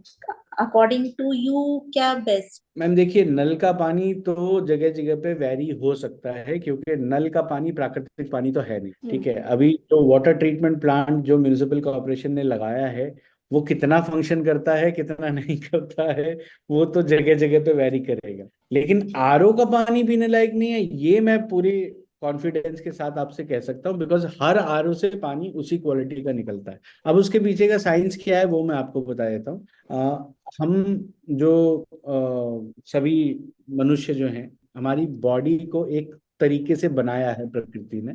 वो तरीका ये है कि जो हमारी रोग प्रतिरोधक क्षमता है, जो हमारी इम्यूनिटी है, वो डिपेंड करती है हमारे बॉडी के दो सिस्टम्स पे। एक सिस्टम होता है हमारा नर्वस सिस्टम, और दूसरा सिस्टम होता है हमारा एंडोक्राइन ग्लैंड सिस्टम। ये दोनों के दोनों सिस्टम जिस खुराक पे चलते हैं, जिस मैकेनिज्म पे चलते हैं, वो है इलेक्ट्रोलाइट सप्लाई। हमारी बॉडी में जो हमारी बॉडी डिजाइन की गई है उसके अंदर इलेक्ट्रोलाइट्स की रिक्वायरमेंट है। जैसे हमारे मोबाइल डिस्चार्ज हो जाता है तो हम उसको इलेक्ट्रिसिटी से चार्ज करते हैं, वैसे ही हमारी बॉडी में इलेक्ट्रोलाइट्स की लगातार रिक्वायरमेंट बनी हुई है, राइट। अब ये इलेक्ट्रोलाइट्स हमारी बॉडी इस हिसाब से नहीं बनी कि जो हम खाना खाते हैं उसमें से हम इलेक्ट्रोलाइट एक्सट्रैक्ट कर लें।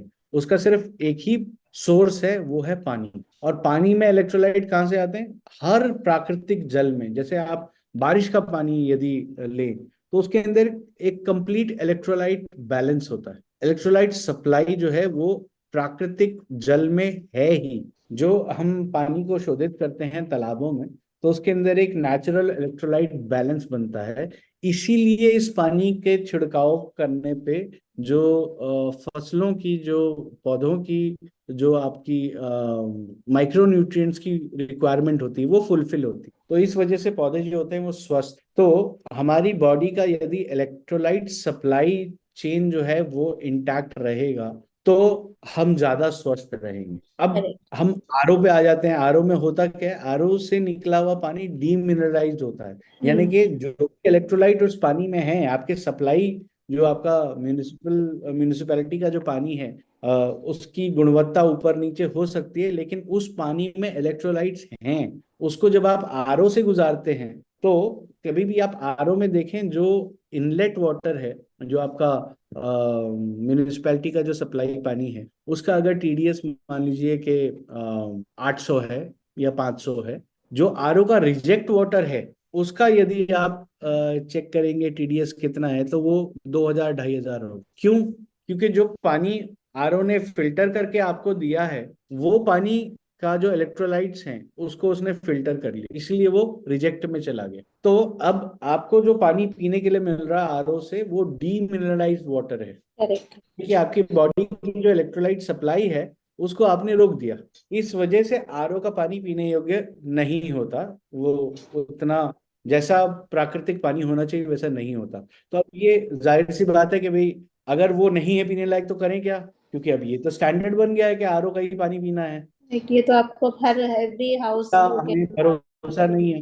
तो उसका इलाज ये है कि आप पानी आरओ से निकालें और उसके बाद एक मिट्टी के घड़े में रख दें।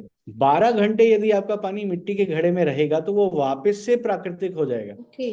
तो मिट्टी के घड़े में अब आपको एक चीज सिर्फ और ऐड करनी होती है कि जो बाहरी दीवार है उस पे जो खाना वाला चूना होता है उसका एक लेप लगा दें, जिससे कि मिट्टी के घड़े के अंदर हमेशा बहुत ही स्मॉल पोरस मेम्ब्रेन होती है, छोटे छोटे से छेद होते हैं, जिसकी वजह से हवा आती जाती रहती है, इसीलिए पानी घड़े में ठंडा रहता है। तो जब वो हवा आएगी जाएगी तो जो कैल्शियम है, चूना जो क्या है, कैल्शियम कार्बोनेट है, तो कैल्शियम आयंस जो है उसको वो पानी में मिक्स करते रहें। अब ज्यादातर अगर आप शहरी क्षेत्र में अगर स्पेशली आप बात करें तो calcium deficiency is a common disease across the country. तो ये पानी जो है आपकी उस रिक्वायरमेंट को भी फुलफिल करेगा और आप ज्यादा स्वस्थ रहेंगे इस पानी को। तो आपने सिर्फ ख्याल ये रखना है कि जो भी पानी आप पीने जा रहे हैं वो पानी घड़े के अंदर 12 घंटे गुजार चुका है। मतलब आपने रात में यदि भर के रख दिया तो सुबह वो पानी पीने योग्य है। राजेंद्र प्रसाद जी, आप कुछ सवाल पूछना चाह रहे हैं, शायद आपने हैंड रेज किया हुआ।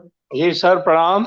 नमस्कार सर। सर सर मैं इतना कहना चाहूंगा कि आपने जो पानी पे जो रिसर्च के बारे में हमें बताया, तो ये बड़ा स्वागत योग्य है कि हम किस तरह से अपनी एग्रीकल्चर को में पानी का इस्तेमाल करके उसके को घटा सकते हैं, उसकी लागत को कम कर सकते हैं, एक बेटर ये ले सकते हैं। लेकिन मेरा एक छोटा सा क्वेश्चन था कि मैं डिफेंस से रिटायर्ड हूँ तो मुझे ज्यादा नॉलेज इसके बारे में नहीं है। लेकिन मेरा एक क्वेश्चन ये है कि जो पर्टिकुलर मेरे लिए है ये क्वेश्चन, मेरा जो एफपीओ है, मेरा नहीं है, हमारा एफपीओ, वो हमारे एफपीओ के बीच से, जो लैंड के बीच से एक बरसात का नाला निकलता है। मतलब वो सिर्फ बारिश के सीजन में 3 महीने उससे पानी डिस्चार्ज होता है जहां ज्यादा आ जाता है, और उसके बाद उसका पूरे साल कोई यूज नहीं होता। तो थोड़ा मैं ये आपसे जानना चाहूंगा कि एग्रीकल्चर में उस नाले से हम किस तरह से अपनी खेती को में इजाफा कर सकते हैं। क्योंकि साल दर साल जो हम डिस्चार्ज पानी जो जमीन से ले रहे हैं, वो हमारे यहाँ समर लगी हुई है। अब पहले पट्टे वाले इंजन होते थे जिनसे कि बहुत ऊपर से पानी आ जाता था। पहले रहटे थी, रहटे से पहले पुर से पानी खरीद लेते थे, चमड़े वाले उससे निकाल लेते थे जमीन से पानी। और आज स्थिति ये हो गई है कि वो पट्टे वाले ट्यूबवेल भी फेल हो गए, अब भी समर से पानी निकल रहा है, और समर के बाद फिर ये धीरे धीरे और डाउन होता जाएगा। तो मेरा ये दर्द है कि इसको हम किस तरह से अपने वाटर लेवल को अप करें इस नाले के द्वारा, और इसको कैसे बेटर यूज करें अपनी एग्रीकल्चर में। ये मेरा क्वेश्चन। सर, अच्छा सवाल है आपका। अब देखिए, आपने ये बताया कि जो आपका नाला है वो सीजनल है, मतलब साल भर उसमें पानी नहीं रहता, राइट? जी। तो सिर्फ बरसात के टाइम पे उसमें पानी आता है, और वो टिकता कितने समय तक है? ये टिकता नहीं है, वो तो सर जहाँ ओवरफ्लो हुआ, जहाँ ज्यादा फ्लड हुआ, वहां से बारिश का पानी उसकी तरफ से आया और वो बह के निकल जाता है। वो बह जहाँ के भी जाता है, आसपास कोई नदी है वहां जाता है? जहाँ भी नियर हमारे अगले डिस्ट्रिक्टों में नियर यमुना है, मे बी कि वो यमुना में वहां से निकल जाता हो, ऐसा मुझे ओके। लगता है। तो बेसिकली क्या है कि आपने जो अभी आप खेती के लिए जिस पानी का इस्तेमाल कर रहे हैं, यानी कि आपका बोरवेल का या ट्यूबवेल का या सबमर्सिबल का जो पानी है, जमीन के नीचे ये पानी है, ये हमको कम से कम पिछले 10,000 साल से मालूम है। क्योंकि आपको याद होगा वो महाभारत का प्रकरण है कि बाणों की शैया पे भीष्म पितामह लेटे हुए, उनको प्यास लगी है तो अर्जुन ने जमीन में तीर मार के पानी निकाल दिया। तो ये तो महाभारत के टाइम से कम अपने को मालूम है कि जमीन के नीचे पानी है, लेकिन हम उसका इस्तेमाल नहीं करते थे। हमारे यहाँ पे क्या सिस्टम था पानी इस्तेमाल करने का, जैसा आपने बताया, रहट था, कुएं थे, पंचक्की भी थी कई जगह पर। तो इस तरह का हम सरफेस वाटर का ही इस्तेमाल करते थे, हम ग्राउंड वाटर का इस्तेमाल नहीं करते थे, क्योंकि हमारा जो लाइफ स्टाइल था वो बहुत ही सस्टेनेबल लाइफ स्टाइल। हम ये समझते थे कि प्रकृति की एक बेसिक इंटेलिजेंस है, और प्रकृति ने यदि कुछ बनाया है तो उसके पीछे कोई ना कोई कारण जरूर रहा होगा। तो यदि आप ये चाहते हैं कि आपके एरिया में जो वाटर टेबल है वो नीचे जाती जा रही है और आप उसको रिस्टोर करना चाहते हैं, तो आपके जो खेत हैं उनके आसपास जितनी भी वाटर बॉडीज हैं, चाहे वो नाले हों, चाहे वो तालाब हों, चाहे वो झील हों, चाहे वो झरने हों, उनका पहले प्रबंधन करना आवश्यक है। और वो प्रबंधन करने का एक बड़ा सिंपल सा तरीका है कि जो आपने इतने बोरवेल जो सभी किसान आपके एफपीओ के इस्तेमाल कर रहे हैं, वो बोरवेल को एक जो आपकी प्राकृतिक वाटर बॉडी है वहां डाइवर्ट कर दें, और उस वाटर बॉडी को आप स्वस्थ कर लें पहले। फिर उसी वाटर बॉडी का पानी आप इरिगेशन के लिए, सिंचाई के लिए इस्तेमाल करें। सबके खेत भी लहलाएंगे, सबकी लागत भी घटेगी, और जो भूजल भरण है, जो आपका ग्राउंड वाटर रिचार्ज है, वो भी नेचुरली होने लगेगा, प्राकृतिक रूप से होने लगेगा। देखिए, प्रकृति को संभलने के लिए मनुष्य की बस इतनी सी जरूरत है कि हम उसको डिस्टर्ब करना छोड़ दें, बाकी सब प्रकृति में सिस्टम एग्जिस्ट करते हैं। तो कोई भी वाटर बॉडी को हम बारहमासी कर सकते हैं, प्रोवाइडेड हम सही ढंग से जीना शुरू करें। सर मैं इसमें ये ऐड करना चाहूंगा कि जैसे हमारे सोर्सेज से जिस तरह से हम काम कर रहे थे वो तो हम कर ही रहे हैं। मैंने आपको बता ही दिया कि हम लोग एक एफपीओ चला रहे हैं यहाँ उत्तर प्रदेश में। हमने बेस्ट एफपीओ का अवार्ड भी लिया है लास्ट ईयर सीएम साहब से। एंड इस साल भी मिलिट्स का भी फर्स्ट प्राइज हमारे पास ही है।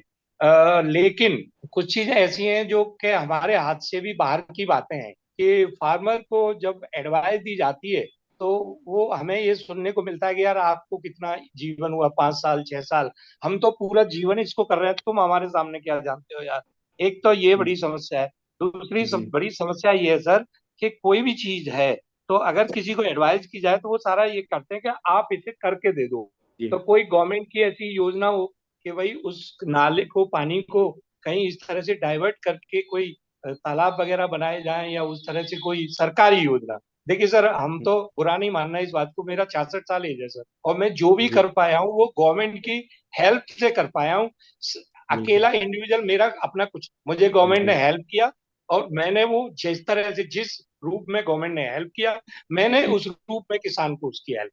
मेरा तो सिर्फ जी इतना योगदान है। मैं फाइनेंशियली इतना स्ट्रांग भी नहीं हूँ कि मैं सबको वो उसको ये करके कनेक्ट करके दे दूं। तो कोई गवर्नमेंट की ऐसी योजना हो कि जिसके अंडर उनको उस तालाब के पानी को 4 महीने का, जो 3 महीने का पीरियड है, उसको कहीं स्टोर करके इसको रिचार्ज किया जाए चारों तरफ की लैंड को। एंड कोई ऐसा सस्टेनेबल ये हो, जैसे कि आपने बहुत बढ़िया बताया कि धान का और उसका कॉम्बिनेशन करके, आपने तालाब का कॉम्बिनेशन करके, गाय का कॉम्बिनेशन करके ये जो है किसान अपने लागत को कम कर रहा है।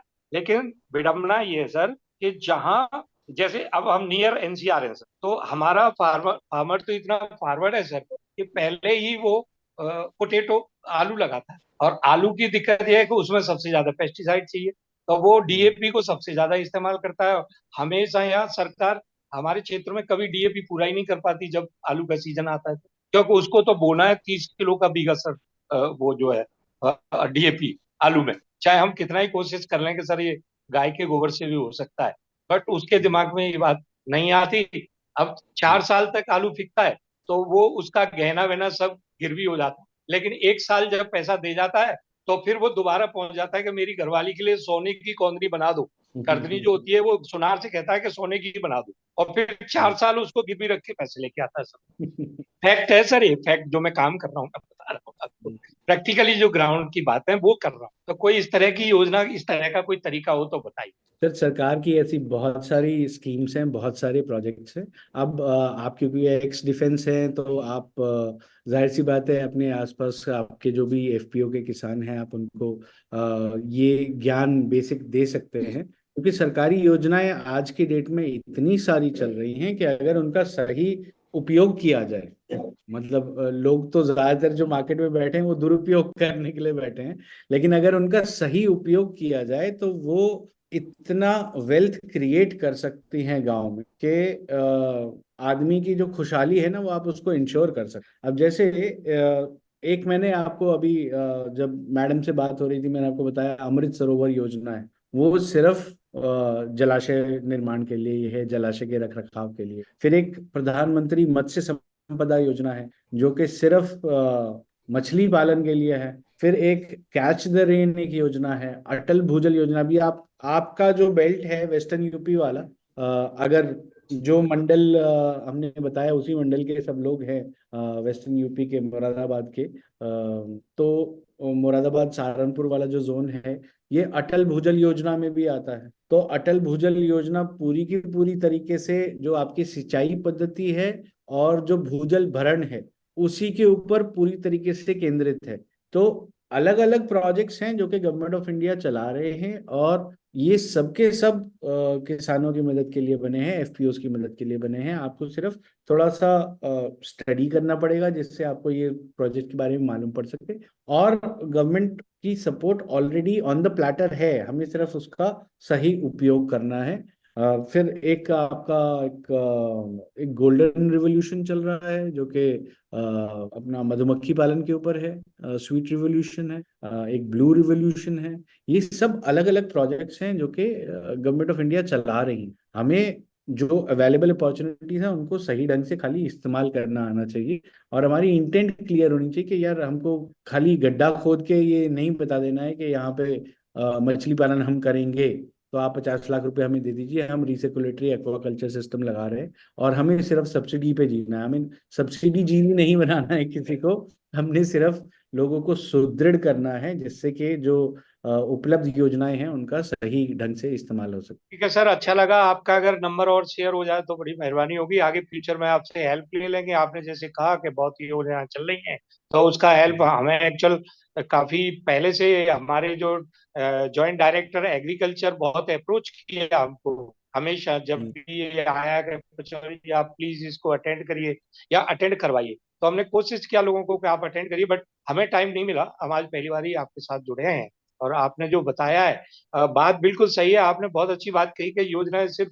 सब्सिडी लेने के लिए नहीं होनी चाहिए, अगर उसका प्रॉपर यूज हो तो सर मैं ये कहना चाहूंगा कि ये एफपीओ की योजना कोई मोदी सरकार ही लेके नहीं आई। ये तो पहले भी कांग्रेस के टाइम में भी ये योजनाएं थी। ना तो वो बिल्कुल। ना तो वो एफपीओ कहीं गायब है पटल से, और सारे ही एफपीओ गायब है, सारे ही सीवीपीओ गायब है, और सारा पैसा गायब है जो कि वो पिछले 2004 से लेके अभी तक वो कहाँ गायब हो गए हमें ये नहीं पता। बट छोड़िए, उससे क्या लेना देना सर। आज जो गवर्नमेंट की हेल्प से अगर हम कुछ करके, सीधी सी बात है सर, हमारा हम फिर आपको सामने ये कह रहे हैं कि सर हम तो सब्सिडी जीवे हैं, हम जो भी बने हैं वो सरकार की मदद से बने हैं सर। अपना अपना कुछ नहीं था सर, गवर्नमेंट ने हेल्प किया और हमने उस हेल्प को जहां पहुंचना तक वहां तक, तो उससे ही ये प्लेटफॉर्म हमने अचीव किया है सर। एंड यहाँ से कुछ एक्सपोर्ट का काम भी हमने शुरू किया है, साउथ अमेरिका, गुआना आलू भिजवाया है यहाँ से। और अभी अभी मैं दुबई गया था गवर्नमेंट की तरफ से ही, तो सोच रहा हूँ कि हम्म। एग्रीकल्चर प्रोड्यूस को वहां बाहर एक्सपोर्ट कर। और ये इस तरह की जो सारी योजनाएं जुड़ जाएंगी ना, जैसे कि मुझे नाले के यूज, वो तो मैंने, मेरे बुजुर्गों ने भी नाला देखा, मेरे बाबा ने भी देखा, फिर मेरे पिताजी ने देखा, अब मैं भी जीवन भर उसे देख के ऊपर चला जाऊंगा, वो नाला नाला ही रहेगा। लेकिन कुछ नया ऐसा हो जाए कि जो हम्म। लोगों को एक मोटिवेट करे कि यार इस नाले को इस तरह से यूज किया जा सकता है, वो मैंने इसलिए क्वेश्चन आपसे Perfect. राइट। अच्छा, ये आपने साउथ अमेरिका की बात की और आपने आलू की भी बात की थी, तो मैं आपको ये बता दूं कि यदि आपका साउथ अमेरिका चक्कर लगे, पेरू यदि आप जाए, तो वहाँ के जो इंडिजिनियस लोग हैं उन्होंने 400 वैरायटी ऑफ आलू डेवलप की हुई हैं। तो आपका यदि उस तरफ चक्कर लगे तो आप ये भी एक सौगात अपने एफपीओ के किसान भाइयों को दे सकते हैं कि वैरायटी ऑफ आलू उनको उपलब्ध कराए जा सकते हैं, बिकॉज ये सब कुछ ऑलरेडी डेवलप्ड है और ये आज का नहीं है, ये कई सालों की जो उनकी रिसर्च है वो अवेलेबल है। और इस तरीके से आप एक एक नया उपक्रम भी चालू कर सकते हैं अपने एफपीओ में कि आलू के जो फार्मर्स हैं उनको 12 मास वो आलू कैसे लगा सकते हैं और उससे फायदा कैसे ले सकते हैं, वो भी एक benefit. Right sir, thank you sir, आपने बहुत अच्छा गाइड किया, आपने बहुत अच्छा हमारे को मोटिवेशन दिया, एंड आपकी जो वैल्यूएबल जो थॉट्स हैं इनसे हमको तो बड़ा आज मोटिवेट हुए हैं सर हम, और काफी चार्म हुआ है कि आपने हमें इतनी अच्छी इंफॉर्मेशन हमें दी है सर, इसके लिए बहुत बहुत धन्यवाद सर। धन्यवाद मैम, आप म्यूट पे हैं। Thank you. काफी इंटरैक्टिव रहा, राजेंद्र जी ने क्वेश्चन भी बहुत अच्छा क्वेश्चन किया। तो आई होप फुली की जो उनकी समस्या है वो आगे उसको इम्प्लीमेंट करें, और जो इतने सालों से जनरेशन टू जनरेशन वो देखते आ रहे हैं अपने ही गांव में उस नानी को, तो उसमें कुछ चीजें सुधार हो। तो आई थिंक टाइम भी हो चुका है, एंड और भी किसी का शायद आज कोई प्रश्न नहीं है। तो राजेंद्र जी, मेरी आपसे रिक्वेस्ट है, आप इसमें अपना चैट बॉक्स में नंबर डाल दीजिएगा, तो आपको मधुकर जी के साथ व्हाट्सएप ग्रुप के माध्यम से ज्वाइन कर दिया जाएगा। राजेंद्र जी आई थिंक वो लेफ्ट कर गए। तो sir thank you so much, और सभी किसान भाइयों का आज जुड़ने के लिए बहुत बहुत धन्यवाद, और फिर नेक्स्ट वर्कशॉप में कार्यशाला में आप सभी से मिलते हैं। थैंक यू मधु। धन्यवाद मैम, थैंक यू सभी का जुड़ने के लिए।